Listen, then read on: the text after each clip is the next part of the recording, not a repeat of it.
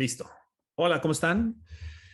Bueno, pues hoy, bienvenidos a una sesión más de energía eólica. En esta sesión voy a eh, hacer un ejemplo de cómo se utilizan las funciones de densidad de probabilidad y también voy a comentar cuál es el marco teórico que está involucrado para la evaluación del recurso.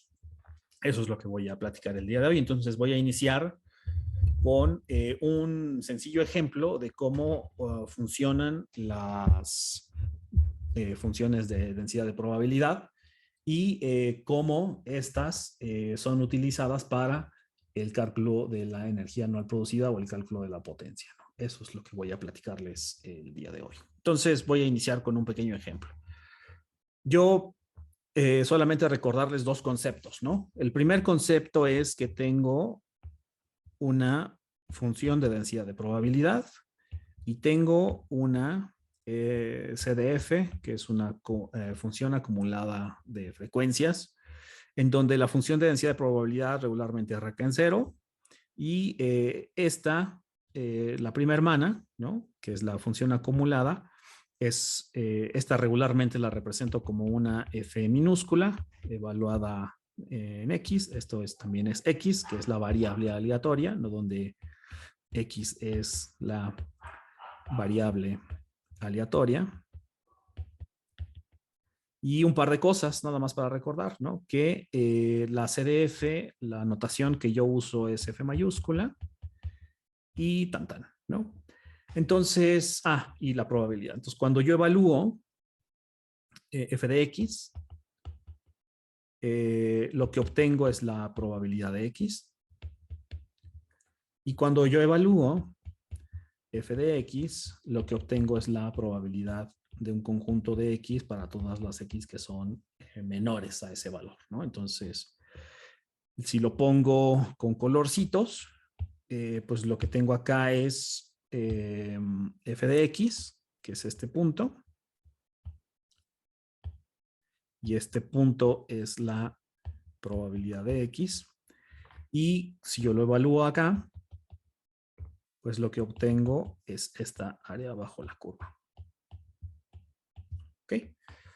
Entonces, y esto es precisamente este aporte, la probabilidad para todas las X que son menores, ¿no? Entonces, lo puedo poner un poquito específico, ¿no? Porque, bueno, aquí la probabilidad para un X0, si le queremos poner F de X0 es la probabilidad de que ocurra ese X0, y si evalúo un X0, la probabilidad para todos los valores menores a X0, ¿no? Menores iguales. Es nada más para anclar el X0, ¿no? Y que sea X la variable. Ok. Yo presenté dos. ¿Podrían recordarme cuáles son?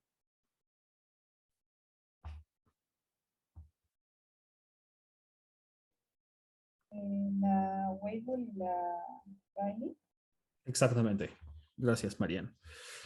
Ok, y entonces pues voy a pintar, a escribir la distribución Rayleigh, ¿no? Entonces voy a entrar directo, ¿no? Al ejercicio. Entonces esto es lo que apunté en un boleto del metro, lo que diría uno de mis profes de la facultad, FDP, la función acumulada.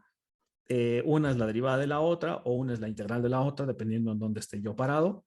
Y lo que tengo es la probabilidad o las cosas que están antes de, ¿no? O las probabilidades acumuladas. Entonces voy a hacer un ejercicio. Entonces voy a suponer que en un sitio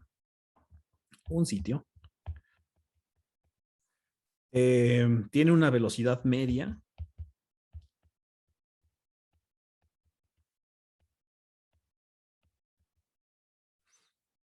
de 10 metros sobre segundo. Entonces, U promedio es 10 metros sobre segundo.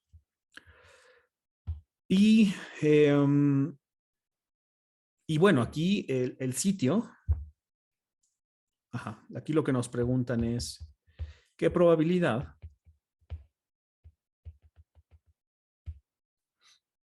hay que el viento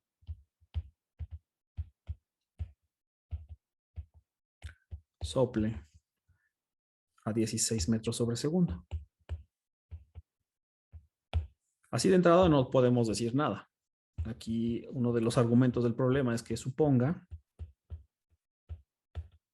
que el viento en el sitio sigue una distribución Rayleigh.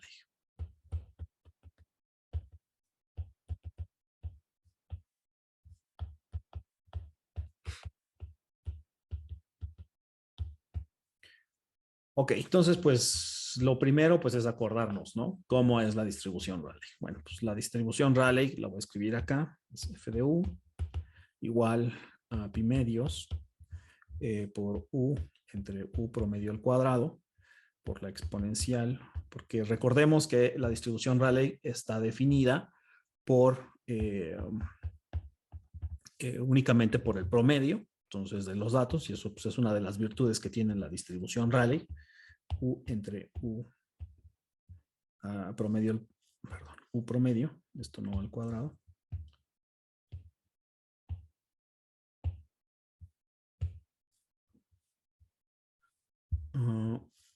u entre u promedio, todo al cuadrado. Ok. Y entonces, pues lo que voy a hacer, lo que me están preguntando es que yo calcule la probabilidad de u, ¿no? Entonces me están preguntando la probabilidad para 16 metros sobre segundo. Eso es lo que me están preguntando. Entonces, pues, ¿cómo hago eso? Pues lo que tengo que hacer es evaluar la función. Pero para aquí, como tengo puesta la ecuación Rayleigh, como está escrita, pues resulta que tengo dos variables, ¿no? El promedio, que es lo que me define la forma de la función de densidad de probabilidad, y luego la función ya evaluada, ¿no? Que es, bueno, la variable de la función, que en este caso es u. Entonces, primero, pues voy a evaluar para quitarme, pues de una vez puedo evaluar las dos cosas, ¿no? O sea, puedo evaluar el promedio para saber qué forma va a tener la función de densidad de probabilidad y evaluar, entonces aquí, perdón, aquí lo que voy a hacer para resolver esto es yo ya sé que U promedio es igual a 16, perdón, no, a 10 metros sobre segundo.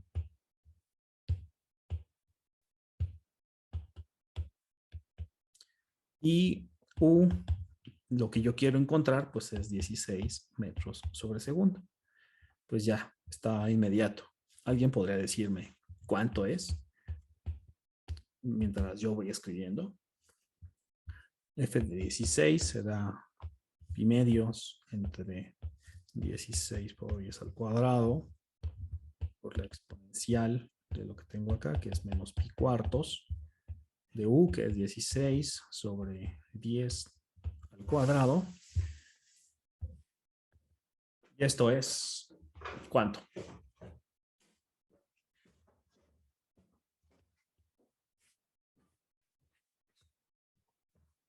¿No? ¿Nadie? ¿Alguno, alguna? Eric, sí, tienes toda la razón, Eric. Es 0.034 es lo que yo tengo. 3.6, está bien. Muy bien. Entonces, pues sencillo, ¿no? O sea, lo que yo hago para evaluar el conjunto de velocidades, pues es sencillamente, o sea, para encontrar la probabilidad, ¿no? Que eso es lo que me hacía la primera pregunta, para encontrar la probabilidad de que una velocidad suceda, pues está aquí.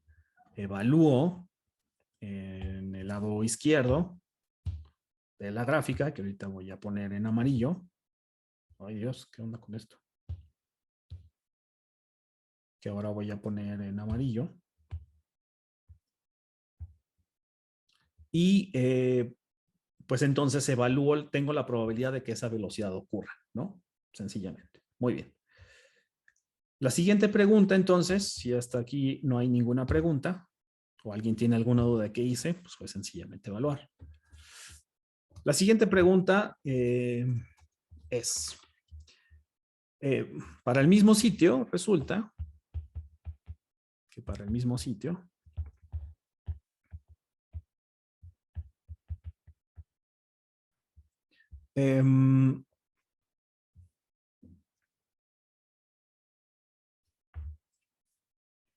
¿cuántas horas en un año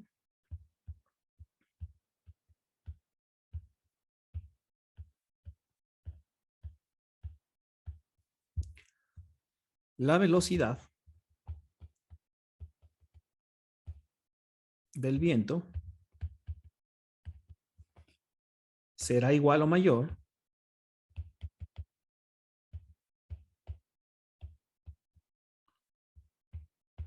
que los 16 metros sobre segundo.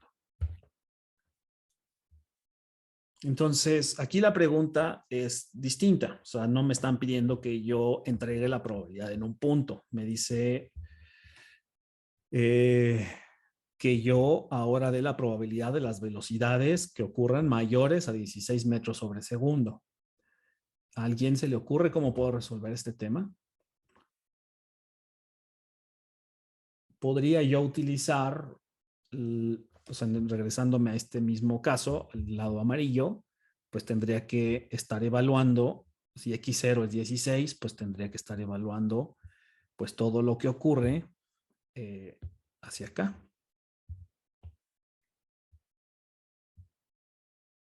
¿Están de acuerdo?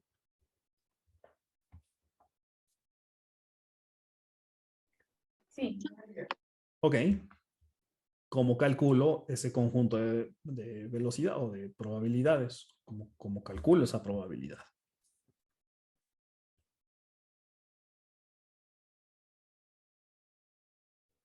Podría ¿Alguien? ser con la probabilidad acumulada restando, o sea, bueno, se me ocurre que tal vez con la probabilidad acumulada. ¿Qué le restarías? A, a uno le restaría la probabilidad acumulada de 16, ¿no? No ¿Qué sé. opinas, Eric? Gracias. Sí. Sí, sí. ¿Qué opinas, Eric? Bueno, no sé si sea algo muy tonto, pero se me ocurre que podríamos hacer la integral definida desde 16 hasta infinito. Sí. La realidad es que lo que hablaste, fuiste tú, ¿verdad, Marian? Ah, sí. Ok, lo que plantea Marian y lo que plantea Eric es lo mismo. O sea, lo que está planteando Marian es tomemos la probabilidad acumulada, que es esta. Y entonces tomemos esa función y no calculemos evaluada en el punto, sino hagamos la resta para que sea 1 menos la probabilidad para obtener esta zona. Bueno, en realidad sería esta probabilidad, porque estaríamos tomando estas probabilidades, ¿no? Entonces, cuando yo hago 1 menos, pues le estoy quitando esta parte, ¿no? Esta parte sombreada en rojo, que eso es lo que estamos haciendo. Lo que está proponiendo Eric es que hagamos la integral, quedémonos en la f de p y evaluamos de aquí hasta infinito. Cualquiera de las dos son válidas, nada más que hacer la integral en infinito de esta cosa, pues puede ser un poco más complejo. La respuesta va más en el sentido de lo que está proponiendo Marian, porque tenemos la ventaja de que hay relación de una con la otra, ¿no? O sea, la derivada, una es derivada de la otra o la otra es derivada de la primera. Entonces, eso nos da una ventaja. Entonces, podemos plantear, ¿no? La función acumulada calculándolo de esta forma, que la probabilidad que nos están pidiendo, bueno, esta es la función acumulada de la distribución Rayleigh, evidentemente, es la misma que vamos a utilizar, es la exponencial de 1 menos pi entre 4 por u entre u promedio, todo el cuadrado. Y lo que vamos a hacer para plantearlo es hacer la resta. Entonces, la probabilidad para las u's mayores igual a una velocidad en específico será igual a 1 menos f de la velocidad.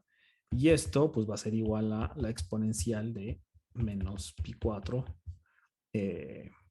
entre u por u promedio al cuadrado. Y entonces, pues lo único que vamos a hacer es aplicar esto, ¿no? Para velocidades mayores a 16, la probabilidad de velocidades mayores iguales a 16 metros sobre segundo, que eso es lo que queremos calcular, pues será igual a la exponencial de, y ya lo pueden ir calculando y me dicen cuánto es, por favor. Yo creo que por estas preguntas abiertas tendría que regalar un punto. 16 entre 10. cuadrado. Y esto es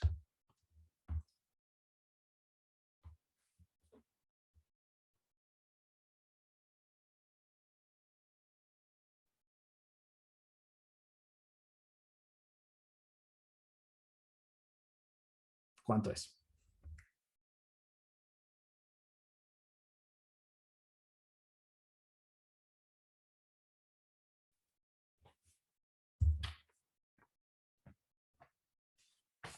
¿Cuánto es? ¿Cuánto es? ¿Cuánto es? 0.133. Vamos a ver. Tengo punto 13, 0.13. Ujú. Bien, también, y bien. Sí, sí, sí. Muy bien.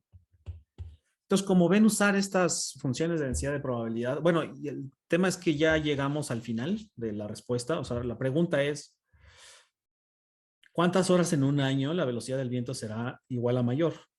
Esta es la respuesta. Que ya me iba yo derecho. Todavía no. No, todavía no, ¿no? Esto lo que nos dice, esa es la probabilidad de que ocurran en el sitio velocidades mayores a 16 metros sobre segundo. Lo que nos dice, la pregunta es ¿cuántas horas en un año? Aquí creo que nada más me faltó hacer énfasis que el conjunto que nosotros estamos analizando, no sé si lo dice el enunciado, es que se midió por un año, ¿no? Y eso es lo que ancla para la respuesta. Entonces, esta velocidad media es una velocidad media anual. Y las velocidades de viento o la distribución Rayleigh, que es para un periodo que se analiza durante un año. Y eso pues ya nos dice qué hay que hacer. Entonces, ¿cómo calculo el número de horas?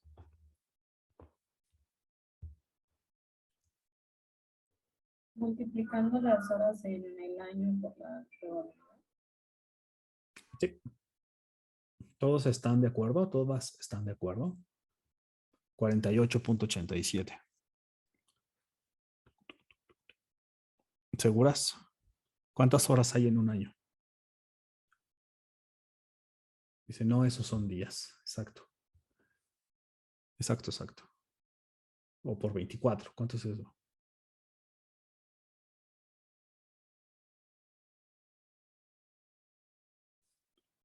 Ese número por 24, 1173. Bueno, aquí tengo 1139, ¿no?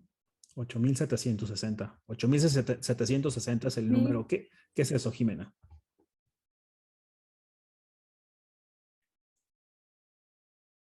Pues Bueno, multipliqué 24 horas por ajá, 365 días. ese es el número de horas en un año, ¿no?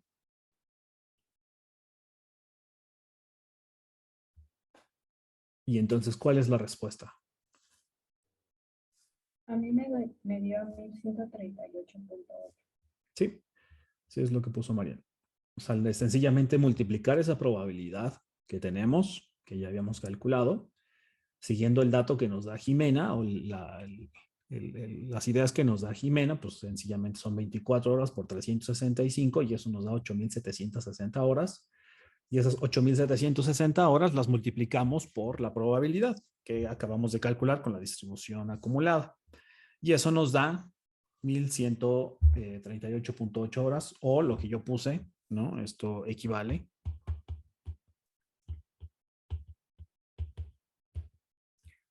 a,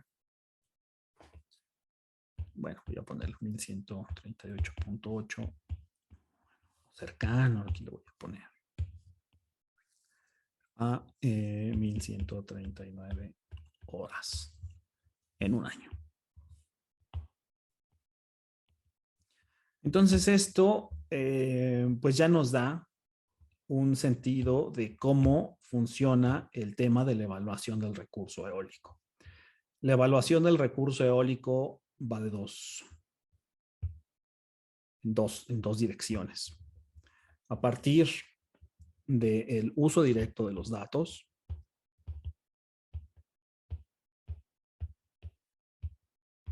en donde lo que tomamos es la serie temporal y la curva de potencia del aerogenerador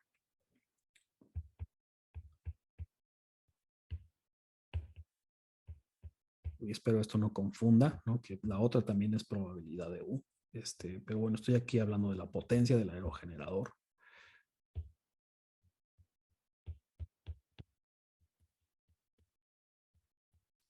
Y lo que hacemos es de la serie temporal, voy a subir un poco, donde tengo el tiempo, la estampa de tiempo. Tengo las velocidades medidas o la magnitud de la velocidad, en realidad es la rapidez lo que estoy utilizando. Y tengo la potencia, la curva de potencia del aerogenerador. Entonces, para un tiempo 1, tengo una velocidad 1, para un tiempo 2, tengo una velocidad 2, y así sucesivamente. Tiempo n, tengo una velocidad n. Puedo evaluar la potencia para la velocidad 1, la potencia para la velocidad 2, y tengo la potencia para la velocidad n. Y entonces lo que obtendré de esta tabla es la potencia instantánea que estará produciendo el aerogenerador. ¿Tienes una pregunta, Itzayana? Sí, le iba a preguntar cuántos decimales es como preferente tomar, porque, por ejemplo, si ocupábamos nada más 0.13, sí sale lo que decían mis compañeros, pero si ocupáramos hasta el 9, que son ya 4 decimales, pues sí hay una gran diferencia en el Sí, resultado. hay que usar un buen número de cifras significativas cuando hablamos de probabilidades. Sí hay que usarlo. Yo simplifiqué mis datos porque nomás estoy haciéndolo para ilustrar cómo se utilizan, ¿no?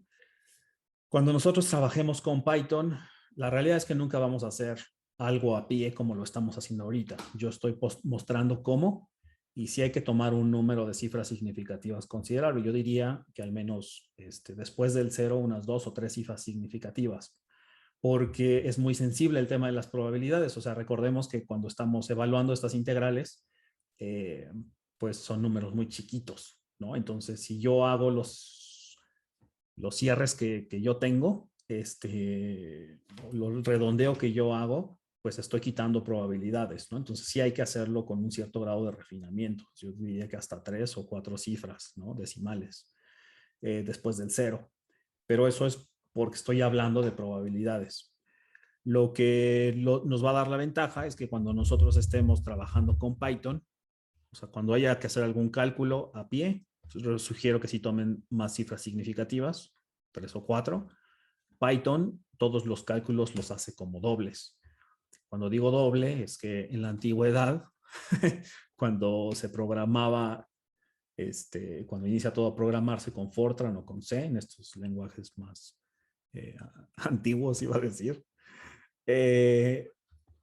regularmente definías el tamaño de la variable porque era la memoria que asignaba para hacer el cálculo. Entonces podrías asignar enteros, o podrías asignar flotantes, o podrías asignar dobles flotantes. Y estos dobles flotantes quiere decir que tienen más cifras significativas. Regularmente Python, a menos que aquí Diego me corrija, los asigna como flotantes, o sea, tiene muchas cifras significativas. Y pues eso regularmente. Ya cuando haces el cálculo, todo lo hace con flotantes, y ya cuando los presentas, dependiendo de qué es lo que estés presentando, es la figura que tú, o la cantidad de cifras, pero regularmente los cálculos son muy efectivos ya cuando los haces en Python. Esto contesta, ¿verdad? Sí, gracias. Ok. Entonces, en este proceso de uso directo de los datos, decía, tomemos la curva de potencia del aerogenerador, evaluémosla, y en cada paso de tiempo yo voy a tener la potencia que produciría ese aerogenerador en ese momento. Vamos a suponer que el conjunto de velocidades que estoy evaluando aquí, en rojo, lo voy a poner en rojito, aquí, es un conjunto de velocidades en un año. Eso quiere decir que yo podría calcular la energía anual producida haciendo qué cosa. O sea, yo ya lo que puse es, vamos a suponer que tomo una serie temporal, que es T y B, que son las dos primeras columnas que puse en esta tabla. Las características de esta serie temporal son dos.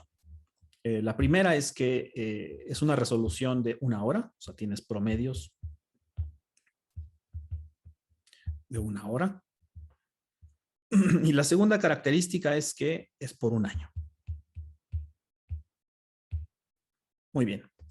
Si lo que yo quiero es calcular la energía anual producida, ¿qué necesito hacer? Aquí ya está esbozada medianamente la respuesta. Lo que tengo aquí es una fotografía instantánea en cada paso de tiempo de la potencia que produce el aerogenerador en cada hora.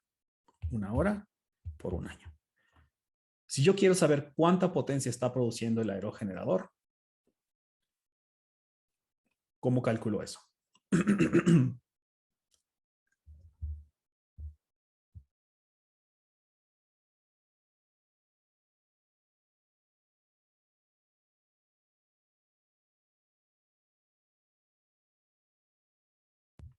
Perdón.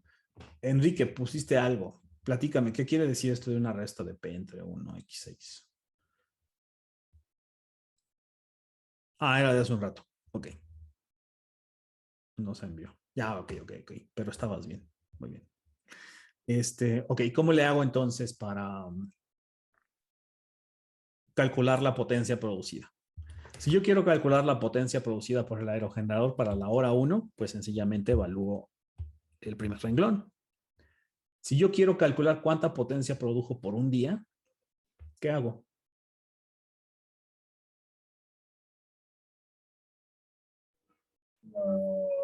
Bueno, tomas los primeros 24 y los sumas. Exactamente, y los sumas. Esa es la palabra clave, sumarlos. Lo que tengo que hacer es sumarlos. Entonces, lo que tengo que hacer para tomar esta cantidad de energía instantánea que se produce a lo largo del tiempo, pues es sumarlos.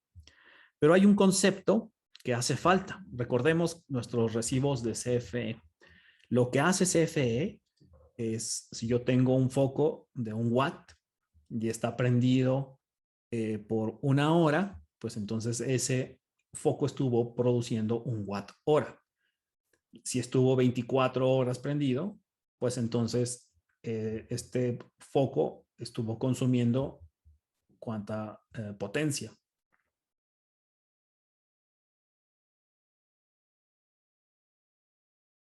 Un foco de 1 watt, que tiene una potencia de 1 watt, que está prendido por 1 hora, consume 1 watt hora.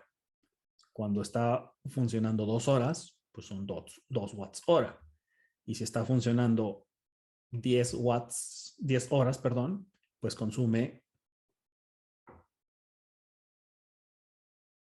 10 watts hora. 10 watts hora, sencillamente.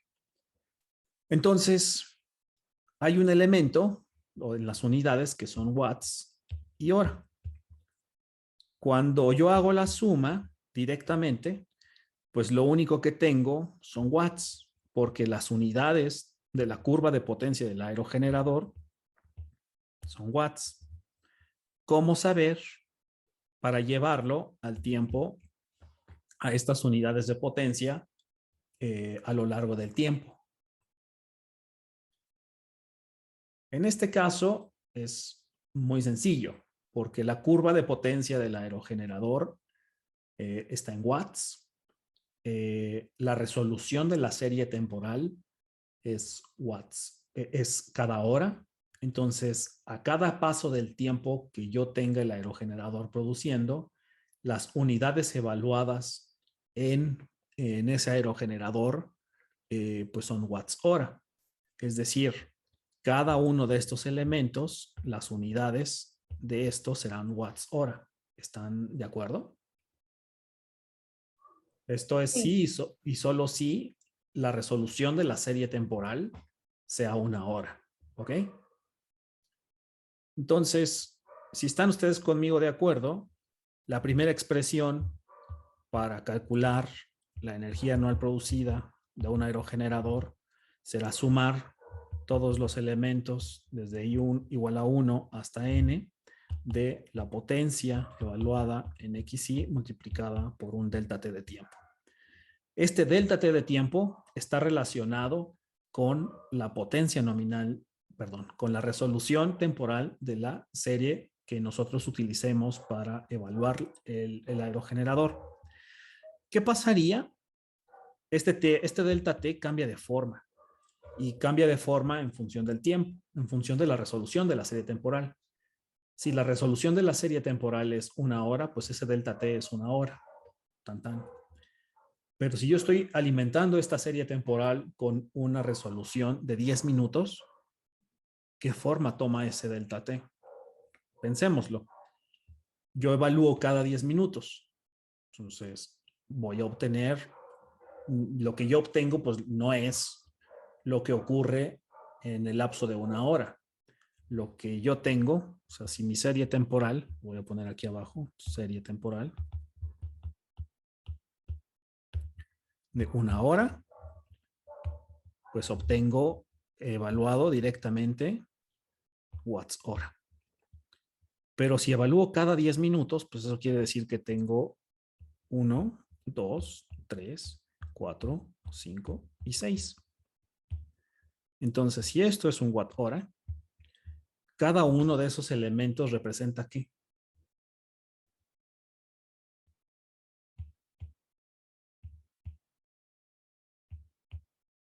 Si esto es de 10 minutos. ¿Cuántos elementos de 10 minutos hay en 1 hora? 6. 6. Eso quiere decir que cada uno de esos elementos representa una fracción. ¿Cuánto vale esa fracción? Una sexta parte de la potencia en hora. Exactamente, exactamente. Entonces, el elemento delta T, si yo tomo un intervalo de tiempo, lo voy a borrar acá. Si yo tomo un elemento de tiempo de cada 10 minutos, lo que obtengo es un sexto de watts hora. Entonces se agrega en la multiplicación este delta T de un sexto. Porque si yo me quedo con esta idea de que, bueno, o sea, pensémoslo, cuando yo evalúo una serie de tiempo de 1 año y tiene una resolución de 10 minutos, hay más datos, muchos más datos de los que hay en una serie que tiene 1 hora. Pero eso no quiere decir que el aerogenerador esté operando más tiempo, no, simplemente estoy haciendo mi cálculo con una resolución más alta.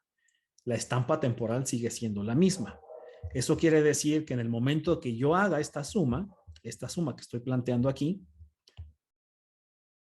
tengo que de alguna forma ajustar el cálculo al escalamiento temporal. O sea, tengo que llevarlo de una serie que es muy, muy larga a algo que sea equivalente a 1 hora.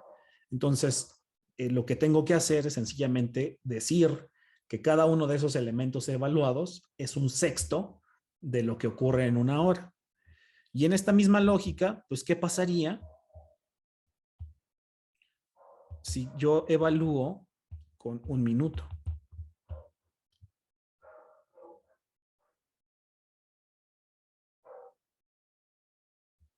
Con una serie temporal medida a un intervalo de tiempo de 1 minuto. Cada uno de esos elementos evaluado en watts hora, ¿qué representaría? Una fracción de 1/60. Sí. Un 60avo de watt hora, ¿no? Entonces, ¿qué hay que tener en consideración? Bueno, esta es la expresión que nosotros vamos a utilizar para calcular la energía anual producida. Evidentemente, las características que estoy diciendo aquí es, bueno, la serie temporal es por 1 año. La serie temporal que yo estoy evaluando tiene una resolución de 1 hora. Evalúalas, súmalas, solo ten cuidado, es lo que dice esta expresión, de cuando tú estés evaluándola, hay que tomar en consideración el factor tiempo. Si tiene una resolución de 1 hora, pues no hay más que hacer, porque la suma y multiplicada por 1 hora, pues te va a dar directamente los watts hora. Pero si la resolución temporal es más alta, como de 10 minutos o de 1 minuto, tienes que ajustarlo, porque si no te van a salir números muy grandes, ¿no? Pues te van a salir números que pueden ser 6 o 60 veces más grandes, entonces hay que escalarlos, ¿ok? Hasta este punto estoy siendo claro. ¿Alguien tiene alguna duda o pregunta? Yo tengo una pregunta. Adelante. Eh, Ahí la velocidad que se utiliza, por ejemplo, en ese ejemplo de una hora, es la velocidad promedio, o sea, como que se midió sobre una hora y se calculó el promedio, ¿no? Exacto. ¿No cambiaría si la resolución es 10 minutos? Sí, ¿O si seguiría siendo lo mismo? sí, sí, definitivamente, definitivamente. Es que nos Definitivamente, había comentado en otra clase que la resolución que más se utiliza es 10 minutos, ¿no? Bueno, es exactamente. como la que más, entonces no cambiaría como el resultado y no Sí, sí, afectaría. sí, sí, Ah, sí. Definitivamente tienes toda la sensibilidad desarrollada, Sofía. Sí, o sea, cuando tú usas una resolución temporal, y eso es de las cosas que voy a platicar un poco más adelante, pero pues de una vez, ¿no? Aprovechando la pregunta de Sofía. Eh, Cuando yo tomo una serie temporal que tiene una resolución, digamos, de cada hora, bueno, seguramente lo vamos a hacer, a ver si nos da chance de hacer algo ahorita con Diego, de cada un minuto, por ejemplo, es una serie temporal muy ruidosa, ¿no? Entonces esto es el tiempo y esto es la velocidad. Pero si yo tomo una serie temporal, bueno, aquí le voy a poner una rayita diciendo que esto es un minuto en color azul y en color rojo puedo poner, por ejemplo, 10 minutos. Y aquí la serie va a ser un poco más suave, ¿no? O sea, detectará cosas, pero es más suave. ¿Y qué pasa si yo tomo entonces un promedio de una hora? Pues entonces aquí definitivamente tendrá una forma totalmente distinta. Y como bien dice Sofía, con lo que yo estoy en función de la información que yo estoy metiéndole, hay que tener mucho cuidado con la calidad de información que yo estoy metiendo a este proceso de evaluación. Entonces, si yo meto una escala temporal de una hora, evidentemente estaré limpiando, ¿no? Tendré una serie temporal muy, muy suave que estará limpiando velocidades extremas que tal vez tengan efectos en la evaluación del recurso. O si tomo velocidades muy ruidosas, pues resulta que tendré una serie temporal con a lo mejor un mayor contenido de información, porque tengo muchas más velocidades registradas. Lo que dice aquí no, pregunta Pedro que si no hay cambios como en la paradoja de la línea de costa. No entiendo la pregunta, Pedro. ¿Podrías platicarnos? Sí, es que la paradoja de la línea de costa es que, pues más o menos lo que preguntaba Sofi, de que mientras más pequeño sea el intervalo de medición, la, la longitud total, por así decirlo, en este caso de una línea de costa, tiende al infinito. Entonces es como más o menos lo mismo. Si la resolución de la medición, en este caso, no afecta muchísimo ya al final en todo pues el potencial eólico real. No, de todas maneras, no me queda claro qué es el del tema de costa, pero creo que estamos manejando las mismas ideas. Tengo que hablar del espectro de potencias del viento, es decir, cómo hemos llegado, ¿no? A decir que el tiempo promedio de un minuto es el adecuado para un aerogenerador pequeñito. Y eso tiene que ver con el análisis de la información contenida en el viento. Eso hace mucho sentido, ¿no? Que yo pueda detectar las ráfagas, ¿no? O sea, el tiempo promedio de un minuto es un tiempo de muestreo que me permite detectar ráfagas. Eso es lo importante, ese es el mensaje, ¿no? O sea, cuando yo promedio por un minuto, tengo una serie un poco más sucia o más variable, como lo vemos aquí en la imagen, pero me permite detectar ráfagas. Sin embargo, esas ráfagas puede ser que no hagan sentido para un gran aerogenerador porque no las va a sentir. Entonces, no tiene caso a lo mejor alimentarle con información, por ejemplo, que puede ser más ruidosa o con mayor variabilidad en un dispositivo que no va a generar energía porque no va a sentir esas ráfagas, ¿no? Si hay argumentos que están orientados en la variabilidad de la serie temporal a lo largo del tiempo. Con esas ideas voy a cerrar, pero pues yo creo que de una vez, ya que estamos platicando. Resulta que hace muchos años, ¿no? En Nueva York, un investigador que se llamaba Van der Hoeven, que trabajaba en un servicio meteorológico, hizo un análisis de qué ocurría con los tiempos promedios y la cantidad de información que detectaban para el viento. Él encontró, y lo que hizo fue graficarlo, ¿no? Lo que tiene acá es el tiempo promedio.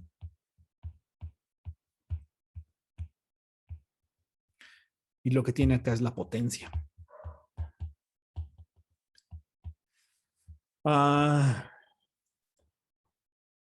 Solamente para explicar un poco del tema de potencia, ¿cómo construyó eso? Bueno, lo que hizo fue tomar muchas series de tiempo.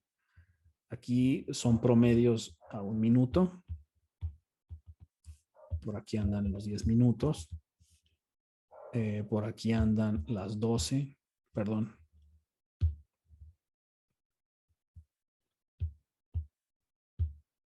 Las 12.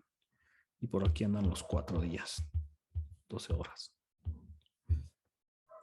Entonces lo que hizo fue tomar una serie temporal, la promedió a cada minuto, o varias series temporales, las promedió a cada minuto y sacó un análisis de espectro de potencias.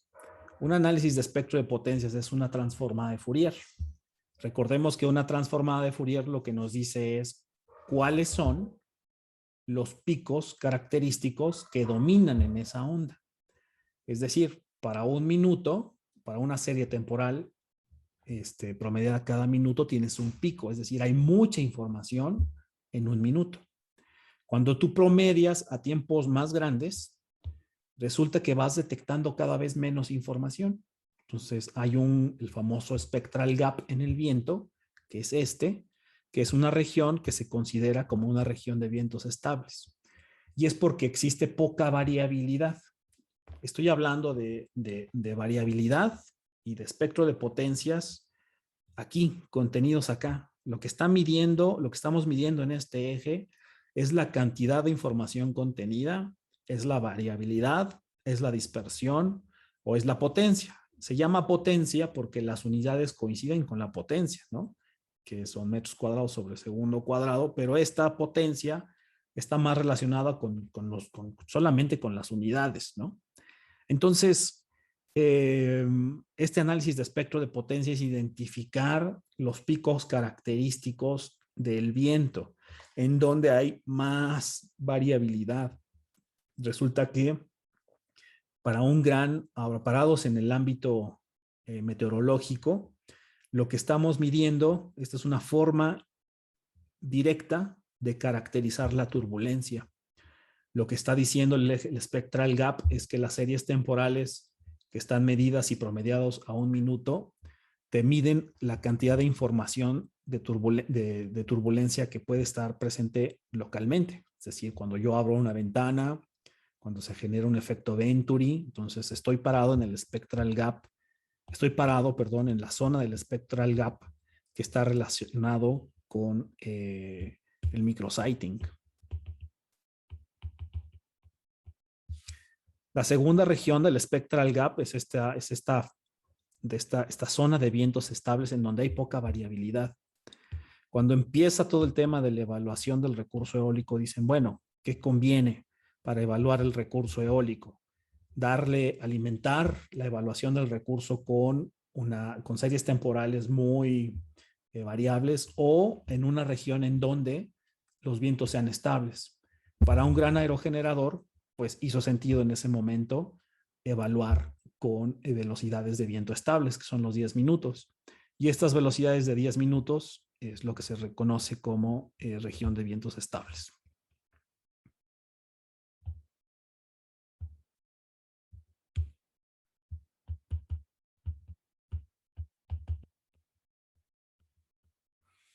Y finalmente, pues lo que detectaron también es que hay una región, el spectral gap, en el comportamiento del viento, en la variabilidad del viento, que está relacionada con algún fenómeno que ocurre cada 12 horas.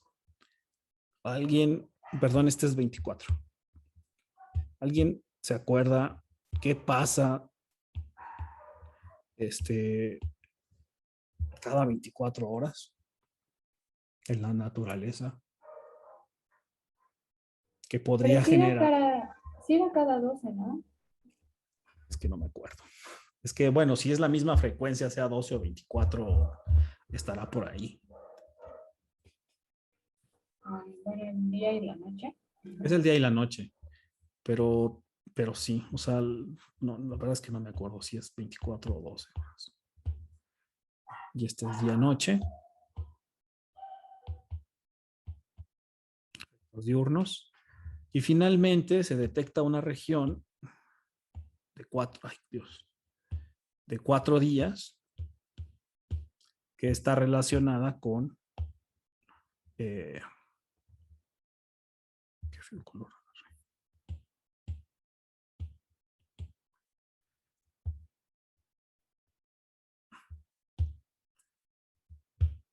Con escalas sinópticas.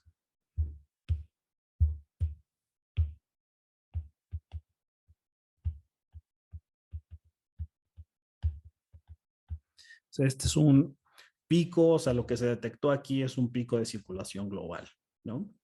Entonces, es lo que decía yo al principio. Cuando tú tomas un tiempo promedio, resulta que lo que estás haciendo de una forma es caracterizando las velocidades, es identificando distintos fenómenos en el viento. Si tú tomas velocidades promedio muy chiquitas, pues estarás caracterizando cuestiones muy turbulentas. Si tú quieres regiones de vientos estables, pues a lo mejor eso hace mucho más sentido para un gran aerogenerador. A lo mejor y tomar intervalos de tiempo o promedios cada vez más grandes te lleva a distintos fenómenos que estás analizando, como los ciclos diarios o los ciclos estacionales, ¿no? Que pueden ser, por ejemplo, es un patrón de circulación que se ubicó en el sitio que ocurría cada 4 días, ¿no? Entonces, regresando a esto, pues sí, si yo tomo mi proceso de evaluación del recurso, evaluando la serie temporal, pues resulta que sí puedo tener diferencias. ¿Cómo podemos nosotros determinar cuál es lo mejor? Bueno, pues dependiendo. Lo que yo decía es que si tú tomas velocidades promediadas a 10 minutos, hace mucho sentido para aerogeneradores de gran capacidad. Y si tomas velocidades promediadas 1 minuto, cada minuto, hace mucho sentido para aerogeneradores de pequeña capacidad. Y la pregunta que pues, también hace mucho sentido plantearse, ¿qué tanto sentido hace que nosotros tomemos velocidades promediadas cada hora? Pues resulta que para el istmo de Tehuantepec, que nosotros tomemos velocidades promediadas cada hora y cada 10 minutos, da exactamente lo mismo, porque podemos reproducir muy bien los factores de planta. Es decir, es muy interesante qué es lo que ocurre en cada sitio, porque lo que ponemos en esta materia de energía eólica, pues podrían parecer como un conjunto de reglas, y en realidad sí, es una metodología que se ha seguido en el ámbito eólico muchos años y ha dado resultados. Tan ha dado resultados que hay muchos aerogeneradores instalados en todo el planeta, siguiendo esta metodología de los 10 minutos y demás, pero resulta que hay el fenómeno del viento es tan complejo y tan variable que no necesariamente puedes poner todos los fenómenos en un cajón. Parte de las investigaciones que nosotros hemos hecho son que de los resultados es que tú puedes tomar velocidades promedias cada hora y vas a obtener los mismos resultados. Hay muchas formas para argumentar por qué eso sucede, ¿no? Pero eso es, por ejemplo, parte del trabajo que hizo Gus. Algo que también hacemos es, con los datos de reanálisis, es tomamos velocidades promediadas cada hora y se parecen mucho para lo que ocurre para los distintos sitios, ¿no? Se parece mucho el comportamiento, ¿no? Y eso nos permite dar una descripción de qué es lo que ocurre con el viento en muchas regiones. Hacer cosas a intervalos de tiempo más altos, como 1 minuto o 10 minutos, pues el problema se vuelve mucho más complejo y más difícil, no de manipular la información, sino de calcularla, ¿no? Porque el modelo físico se debe de convertir mucho más, es mucho más complicado, ¿no? Entonces, esta es la primera estrategia de evaluación del recurso, el uso directo de los datos. Y la segunda, ya para cerrar el tema, porque creo que ya me comí todo el tiempo, incluso el de Diego, es el uso de funciones de densidad de probabilidad. Para el uso de funciones de densidad de probabilidad, lo que hacemos es integrar, tomando el mismo dibujo, ¿no? Bueno, voy a dibujarlo mejor para tener la idea clara. Lo que tomamos son dos elementos, que es en lugar del conjunto de datos experimentales, tomamos una función de densidad de probabilidad, modelo estadístico para representar a los datos. Esto es U y esto es F de U. Y lo voy a combinar con la curva de potencia de un aerogenerador. Esto es U y esto es la potencia de U. Y lo que hacemos es hacer el producto de estas dos. Es la integral de 0 a infinito de F de U por P de U, también por un elemento del tiempo. Y si se fijan, es exactamente, bueno, es un proceso muy parecido lo que estamos, el que estamos siguiendo aquí. Es multiplicar las probabilidades de que el evento suceda, que nosotros lo que hacemos es ajustar una función de densidad de probabilidad para que represente el conjunto de datos experimentales y lo multiplico por cada uno de estos elementos, ¿no? Porque si se fijan, los dos comparten la U. Entonces, esta región evidentemente me dará 0, ¿no? Cuando yo la multiplique. Hay que hacer una adecuada selección de la tecnología para que estos dos elementos, en donde hay más velocidades, interactúen de mejor forma, ¿no? Con la zona de potencia nominal del aerogenerador. Y que estas regiones en donde el aerogenerador tiene velocidades más altas, pues bueno, que sean poquitas, para que sean poquitas las zonas en donde el aerogenerador no produce potencia. Eso es lo que hace este producto. El producto de estas dos funciones, es esa interacción. Y lo que hacemos es integrarlo a lo largo del tiempo, que es precisamente lo que hacíamos acá, que es sumarlo, ¿no? Bueno, no a lo largo del tiempo, perdón, que es sumarlo. Y el tema de las horas nos lo va a dar el factor delta T, el número de horas que nosotros medimos por la función de densidad de probabilidad, para el conjunto de datos, perdón. Si el conjunto de datos que medimos es de, aquí no importa tanto la resolución temporal, es sencillamente el número de horas que representa, y ese es el número de horas que nosotros multiplicamos ahí, ¿no? Entonces, el proceso es el mismo, o sea, los dos recaban la misma información, que es usando los datos, o sea, es tomar los datos, representarlos de una forma distinta, puedo usarlos directamente para evaluarlos, que es lo que tengo del lado izquierdo, y el otro es asociar una función de densidad de probabilidad y hacer el producto con la curva de potencia, y entonces multiplicarlo por el tiempo que esto ocurrió, ¿no? Entonces, ambos procesos tienen que darnos los mismos resultados.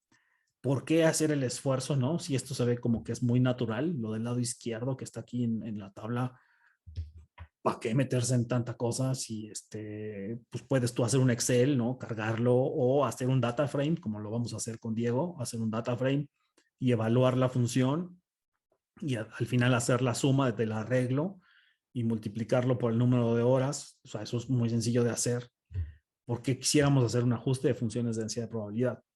Porque resulta que estas funciones también se utilizan para más cosas en el ámbito eólico, ¿no? Para la caracterización de esfuerzos, para saber cuántas horas está sometido a cierto conjunto de velocidades el aerogenerador, para determinar las fatigas, las cargas y demás, ¿no? Eso más que podemos tener de alguna forma, cruzar información de nuestros cálculos para verificar que son correctos. Hasta este punto, ¿alguna tendrá alguna duda o pregunta?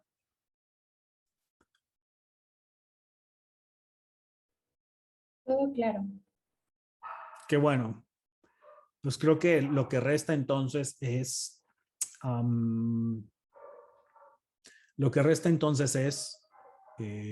hacer los cálculos, ¿no?